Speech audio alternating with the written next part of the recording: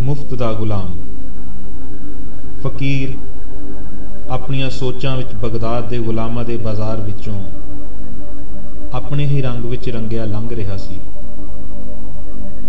विकाऊ गुलामां वल वेख के उसदे मन विच अपने आप नूं उन्हां तों बेहतर समझण दा सूक्ष्म हंकार आ गया।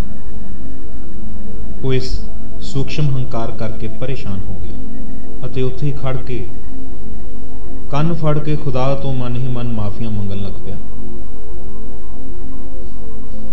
ਇੰਨੀ ਦੇਰ ਨੂੰ ਬਾਜ਼ਾਰ ਵਿੱਚ ਇੱਕ ਅਮੀਰ ਸ਼ੇਖ ਨੇ ਉਸ ਦਾ ਹੱਟਾ ਕੱਟਾ ਸਰੀਰ ਅਤੇ ਕਸਮੈਲਾ ਜਿਹਾ ਹੁਲੀਆ ਵੇਖ ਕੇ ਉਸ ਨੂੰ ਵਿਕਾਊ ਗੁਲਾਮ ਸਮਝ ਕੇ ਮੋਢੇ ਤੇ ਹੱਥ ਰੱਖ ਕੇ ਕਿਹਾ,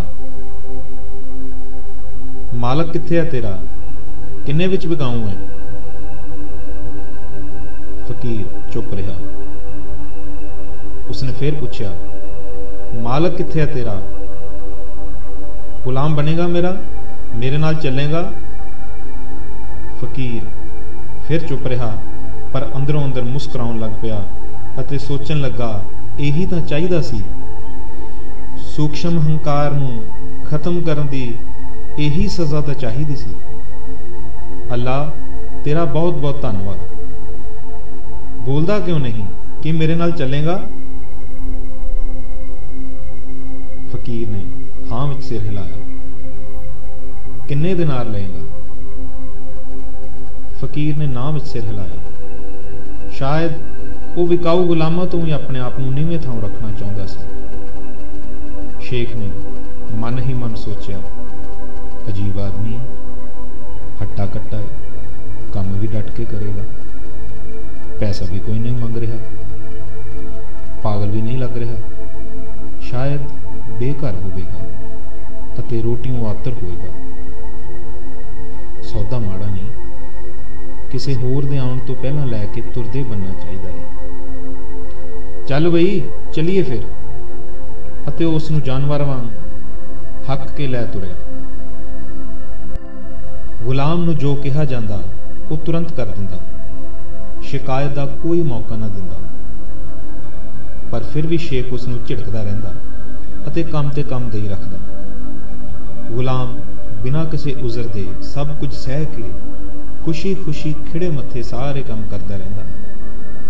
ਸ਼ੇਖ ਮਨ ਹੀ ਮਨ ਸੋਚਦਾ ਅਤੇ ਖੁਸ਼ ਹੁੰਦਾ ਰਹਿੰਦਾ, ਚੰਗਾ ਮੁਫਤ ਦਾ ਊਂਠ ਲੱਭਾ ਏ।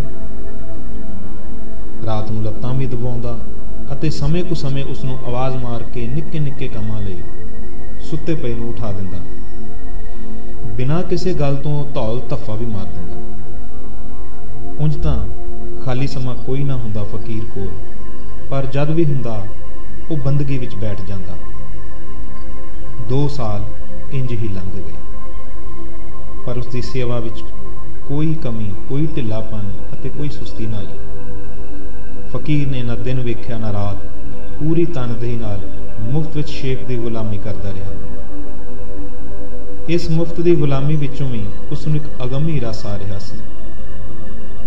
ਇਸ ਗੁਲਾਮੀ ਵਿੱਚੋਂ ਹੀ ਉਸ ਦੀ ਸਦੀਵੀ ਆਜ਼ਾਦੀ ਅਤੇ ਅਧਿਆਤਮ ਦੀ ਤਰੱਕੀ ਦਾ ਰਾਹ ਨਿਕਲਣਾ ਸੀ। ਇਸੇ ਤਰ੍ਹਾਂ ਕਰਦੇ ਹੋਏ 7 ਸਾਲ ਗੁਜ਼ਰ ਗਏ। ਇੱਧਰ ਸ਼ੇਖ ਨੂੰ ਹੁਣ ਕੁਝ ਅਜੀਬ ਅਜੀਬ ਮਹਿਸੂਸ ਹੋਣ ਲੱਗ ਪਿਆ। ਉਹ ਰਾਤ ਨੂੰ ਉੱਠਦਾ ਤਾਂ ਗੁਲਾਮ ਉਸ ਦੇ ਪੈਰ ਦਬਾ ਰਿਹਾ ਹੁੰਦਾ। ਉਹ ਦਿਨੇ ਉੱਠਦਾ ਤਾਂ ਗੁਲਾਮ ਘਰ ਦੇ ਸਾਰੇ ਕੰਮ ਨਿਬੇੜ ਕੇ ਅਤੇ ਉਸ ਦੇ ਉੱਠਣ ਦਾ ਅਤੇ ਅਗਲੇ ਹੁਕਮ ਦਾ ਇੰਤਜ਼ਾਰ ਕਰ ਰਿਹਾ ਹੁੰਦਾ।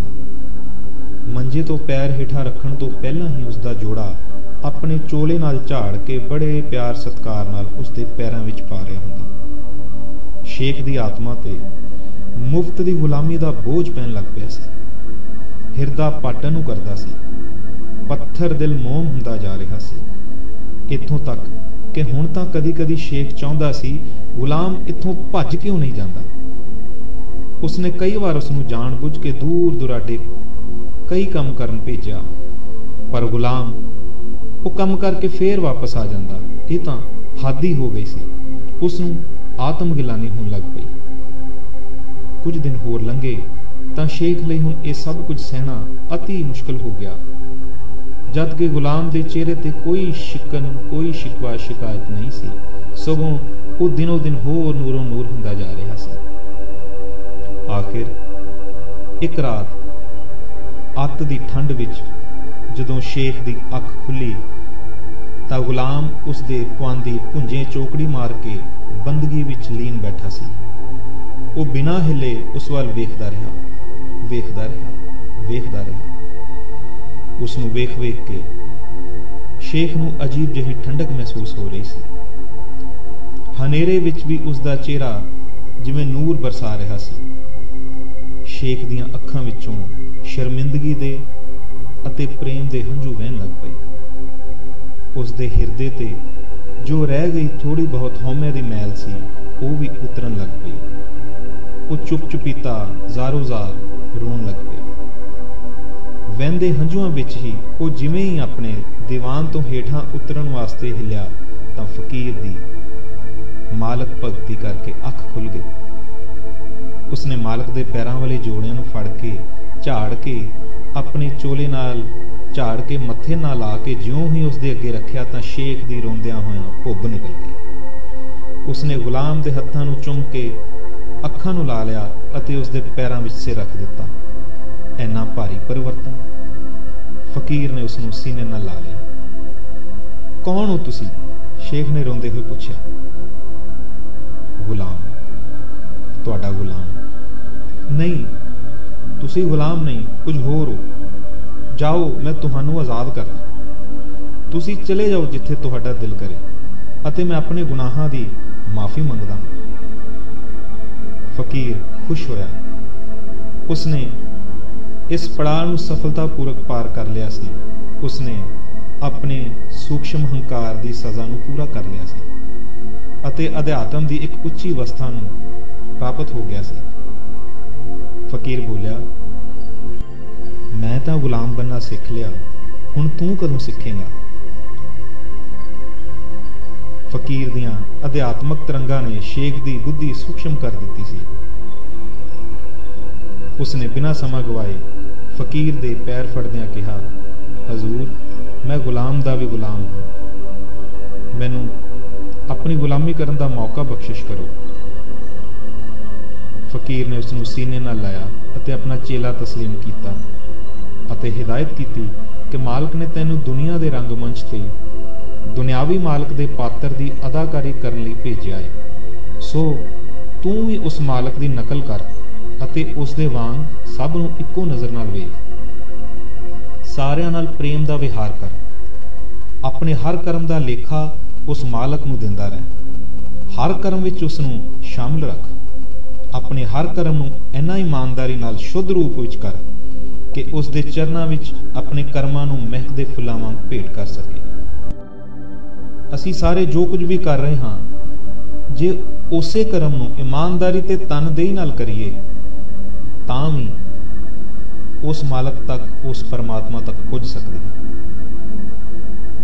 ਇੰਨਾ ਕਹਿ ਕੇ ਫਕੀਰ ਗੁਲਾਮ ਤੁਰਦਾ ਹੋਇਆ ਹਨੇਰੇ ਵਿੱਚ ਕਿਤੇ ਦੂਰ ਚਲਾ ਗਿਆ ਅਤੇ ਸ਼ੇਖ ਉਸ ਨੂੰ ਉਦੋਂ ਤੱਕ ਹੰਝੂਆਂ ਨਾਲ ਭਰੀਆਂ ਅੱਖਾਂ ਨਾਲ ਵੇਖਦਾ ਰਿਹਾ ਜਦੋਂ ਤੱਕ ਉਹ ਉਸ ਨੂੰ ਦਿਸਣੋਂ ਬੰਦ ਨਹੀਂ ਹੋ ਗਿਆ। ਉਸਨੇ ਉਸ ਦੇ ਪੈਰਾਂ ਦੀ ਮਿੱਟੀ ਨੂੰ ਚੁੱਕ ਕੇ ਮੱਥੇ ਨਾਲ ਲਾਇਆ ਅਤੇ ਸਜਦੇ ਦੀ ਮੁਦਰਾ ਵਿੱਚ ਬੈਠਾ ਰਿਹਾ।